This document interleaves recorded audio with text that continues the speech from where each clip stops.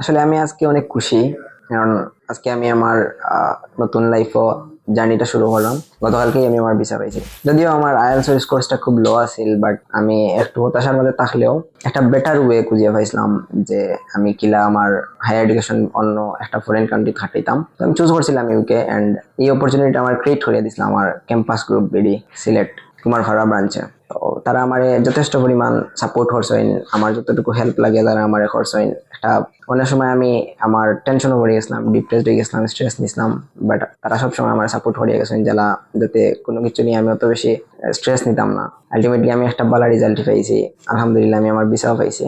আর আপনারাও হইমো, যদি কোনো সময় আলসোর স্কোর্স লো হয় বা অনেক বালা স্কোর্স হয়, কোনো কিছু না বা বিয়া অনেক সময় আছে আপনারা বুধ ফতেও দিতে পারেন, চুজ করবা বালা একটা অপরচুনিটি যারা ক্রিয়েট করে দিতে পারবো আপনারে একটা বাইরের দেশও বালা একটা কান্ট্রি পড়ালেখা করার লাগি। তো ক্যাম্পাস গ্রুপে আপনারা দেখতে পারেন, সমস্যা নাই, তার কাউন্সিলিংটাও বেস্ট। আর আমার যতটুকু সাপোর্ট করছেন আমি আমার নিজের ব্যক্তিগত অপিনিয়ন দিলাম যে ইট ওয়াজ টু গুড। থ্যাংক ইউ সবাইকে।